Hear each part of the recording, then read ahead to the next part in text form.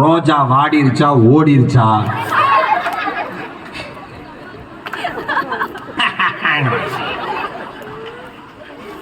ராஜா ராணிக்கு என்னாச்சு? பாரதி கண்ணம்மா பாவம் நல்ல பிள்ளை பாடாப்படுத்து ஒரு முடிவுக்கு வந்திருக்கு. நம்ம வீடு ஒன்றும் மைசூர் பேலஸ் கிடையாது. நீங்கள் மொட்டை மாடியில் உட்காந்து பார்க்கறதுக்கும் நம்ம பையன் பொண்ணு கீழே உட்காந்து படிக்கிறதுக்கும். உங்கள் குழந்தைகள் தேர்வு நேரங்களிலும் மற்ற நேரங்களிலும் படிக்கிறப்ப சில தியாகங்களை பெற்றோர்களாகி நீங்கள் செய்தே தீர வேண்டும். ஒரு 2 வருஷம் டிவி சீரியல் பார்க்காதனால விஜய் டிவியும் சன் டிவியும் ஜீ தமிழும் நஷ்டத்தில் போகாது. நீங்கள் பார்க்காம இருக்கிற நேரத்தில் மற்ற பொம்பளைங்க பார்த்துக்கிட்டு இருக்கோம். ஆனால் அந்த 2 வருஷமும் நீங்கள் உங்கள் குழந்தைங்களை கவனிக்கலை, அதுக்கான அக்கறை எடுத்துக்கலைன்னா அவங்களுக்கு அதற்கான சின்சியாரிட்டி வராது. இன்னைக்கு தான் யூடியூப் இருக்குது, ஃபோன் இருக்குது, எப்போனாலும் சீரியலை நீங்கள் குழந்தைங்கள ஸ்கூலுக்கு அமுச்சு விட்டுவிட்டு இப்படி வச்சு கூட பார்க்கலாம். புரியுதா? ஒன்றும் பிரச்சனை இல்லை. மறுபடியும் போட்டு கூட டைலாக் கேட்டுக்கலாம். ஒரு தொல்லை இல்லை. எங்களுக்கெல்லாம் டிஸ்னி ஹாட்ஸ்டார் வச்சுருக்காங்க விஜய் டிவியில். எல்லாத்துக்கும் ஒரு ஆப் இருக்குது. அதில் போய் நீங்கள் எல்லா சீரியலும் பார்த்துக்க போகிறீங்க. ஒரு தொல்லையும் கிடையாது. சில தியாகங்களை நிச்சயமாக பண்ணுங்க. இன்னொன்று, ஒருவேளை உங்கள் குழந்தை நல்லா படிக்கிற குழந்தையா இருந்து ஒருவேளை உங்கள் குழந்தை நீங்கள் எதிர்பார்த்த மார்க் நல்லா அதை ஞாபகம் வச்சுக்கோங்க. உங்கள் குழந்தைங்களுக்கு தெரியும் தான் என்ன படிக்கிறோம், தான் எவ்வளோ அச்சீவ் பண்ணுவோன்னு. அவங்க தகுதி அவங்களுக்கு நல்லாவே தெரியும். நீங்கள் என்ன நினைக்கிறீங்க? நாலந்தா ஸ்கூல் கேட்டுக்கிட்ட விட்டோன்னே இவன் வெளியில் வரப்ப அப்துல் கலாமா வருவான்னு நினைக்கிறீங்க. இவன் உள்ளுக்குள்ளே என்ன வேலை பண்ணுறான்னு அவங்களுக்கு தான் தெரியும். கரெக்டா? நாமெல்லாம் எதுக்கு ஸ்கூலுக்கு சேர்த்து விடுறோம்? குழந்தைங்களை நல்லா படிக்கணும், முன்னேறணும், நிறைய சம்பாதிக்கணும் சேர்த்து விடுறோம். வீட்டில் பார்த்துக்க முடியல, உட்பட்ட வேலை பண்றானுங்க தொல்லம். இந்த 2 வருஷம் லாக்டவுன்ல பல பெற்றோர்கள்லாம் தற்கொலைக்கு முயற்சி பண்ணியிருக்காங்க. அந்த அளவுக்கு டார்ச்சர் பண்ணியிருக்காங்க. நம்மளாம் கொஞ்சம் நஞ்ச சேட்டையா பண்ணாங்க பசங்களாம். அப்பா, சில வீட்டில் 2 குழந்தைங்கன்னா நம்மளாம் மென்டலாக தான் மிச்சம். இவரான அங்கிட்டு இங்கிட்டு ஆம்பளைங்க போயிடுறது, அங்கே போகிறான் இங்கே போகிறான், ஏறாதரா இறங்காத சின்ன குழந்தைங்கலாம் முடிஞ்சு போச்சு.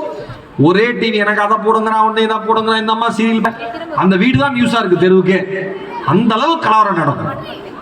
ஒரே ஒரு விஷயம், ஒருவேளை நீங்க எதிர்பார்த்த மதிப்பெண்களை உங்கள் குழந்தைகள் வாங்கவில்லை என்றால்,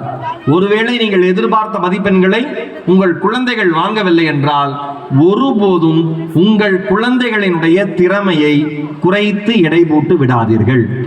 மதிப்பெண்கள் ஒரு நாளும் வாழ்க்கையை தீர்மானிப்பதில்லை. சார் சொல்லார், என்னையா மார்க் வாங்குன்னு சொல்லுவேன்னு பார்த்தா குறைவான மதிப்பெண்கள் கைத்தட்டல. திட்டிடக்கூடாது அம்மா அப்பாங்கிறதுக்காக கைத்தட்டுறாங்க, வேற ஒன்றும் இல்லை. நல்லா படிக்க பாருங்க, மார்க்லாம் வாங்க. மார்க் எடுக்கிறது வந்து நிறைய பேர் கேட்பாங்க, சார் இப்போ நான் 10th 12th படிச்சதுல இப்போ எனக்கு ஹெல்ப் பண்ணுதான்னு கேட்பாங்க. 10th 12th படிச்சது இப்போ ஹெல்ப் பண்ணுமா, ஹெல்ப் பண்ணாதா, ஃபியூச்சர்ல ஹெல்ப் பண்ணுமா, ஹெல்ப் பண்ணாதான்னு யாருக்குமே தெரியாது.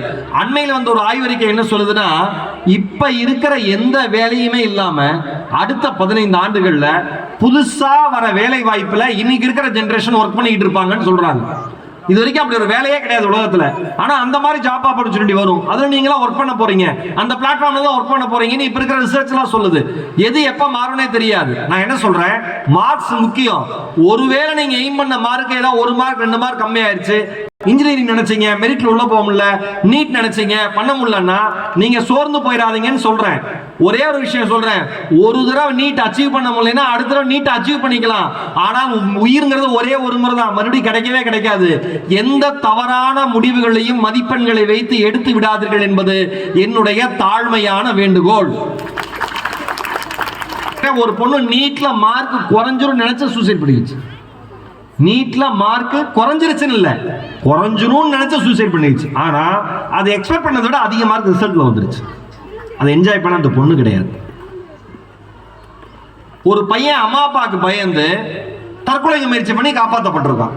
ஏன்டா 12th நான் எதிர்பார்த்த மார்க் வராதுன்னா எங்க அம்மா அப்பா அப்செட் ஆயிடுவாங்க, அவங்க அவ்வளோ ட்ரீம்ல இருக்காங்க சார், நான் அவங்களை டிசப்பாயின்மெண்ட் பண்ணக்கூடாதுன்னு. அப்படி இருக்கிறவங்க இன்னும் சின்சியரா படிங்க, அவ்வளவுதான். ஒருவேளை மார்க் குறைஞ்சிச்சுன்னா நீங்க இருக்கிற பேரண்ட்ஸ் சொல்லுங்க, தம்பி பாப்பா கவலையே படாதடா, நாங்க இருக்கோம், உனக்கு என்ன பிடிச்சிருக்கோ அதை எடுத்து படி, அதை சப்போர்ட் பண்றோம்னு சொல்லுங்க. ஏன்னா ஸ்கூல்ல இந்த மாதிரி ஒரு ஏரியாவில் இருக்கிற பள்ளியில அவர்களால முடிஞ்ச அளவுக்கு என்ன சப்போர்ட் பண்றாங்களோ அதை பண்றாங்க. உங்க குழந்தைங்க எவ்வளவு படிக்குமோ அவங்க அதை படிச்சிடுறாங்க. ஏதாவது ஒரு இடத்துல மிஸ் ஆறப்ப அதற்காக வருத்தப்படுகிற பெற்றோர்களா நீங்க இருக்கவே இருக்காதீங்க. நான் சொல்றேன், இன்றைக்கு இருக்கிற எல்லா குழந்தைகளும் மிக மிக திறமையானவர்கள் என்பதை பெற்றவர்களாகி நீங்கள் முதலில் நம்புங்கள். நீங்க எந்த ஃபீல்ட்ல எப்படி வேணா வரலாம். நான் கிரிக்கெட் பிளேயர் ஆகிறேன்னா என்ன நினைச்சாங்க, நான் ரைட் ஆம் medium pace bowler, opening batsman. எங்க ஏரியால என்ன திட்டாதவனே கிடையாது. அத்தனை வீட்டு கண்ணாடி உடைச்சிருக்கேன். சபின்னு சபிப்பாங்க நான் நடந்து போனாலே. மகேஷ் கிரிக்கெட் பிளேயரா தான் வருவான். ஜூனியர் டிஸ்ட்ரிக்ட் டீம் கேப்டனா இருந்தேன். அப்ப பெரியார் மாவட்டம், இப்பதான் ஈரோடு மாவட்டம், முதல்ல பெரியார் மாவட்டம். ஜூனியர் டிஸ்ட்ரிக்ட் டீம்ல இருந்தேன், கேப்டனா இருந்தேன். எல்லாருமே நான் கிரிக்கெட் பிளேயரா தான் வருவேன்னு நினைச்சாங்க. ஆனா வாழ்க்கையினுடைய சூழல், வறுமை, சொந்தமா ஒரு பேட்டு கூட வாங்க முடியாது. என்ன பண்ண முடியும்? எல்லாருக்கும் வாழ்க்கை நாம நினைச்ச மாதிரி அமையறது இல்லையே. ஆனா தமிழ் எடுத்து படிக்கணும்னு முடிவு பண்ணி காலேஜுக்கு போய் தமிழ் எடுத்து படிச்சோன்னே, ஸ்பீக்கரா தான் ஆகணும்னு நினைச்சோன்னே லைப்ரரி நூலகத்துக்குள்ளேயே கிடந்தேன். எனக்கு புத்தகங்கள் தான் மிகச்சிறந்த நண்பர்கள்.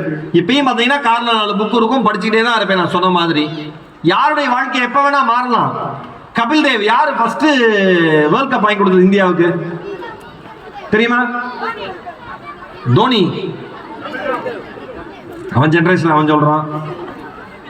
கபில் தேவ் 1983 1983 முதல் உலக கோப்பை இந்தியாவுக்காக வாங்கி கொடுத்தது.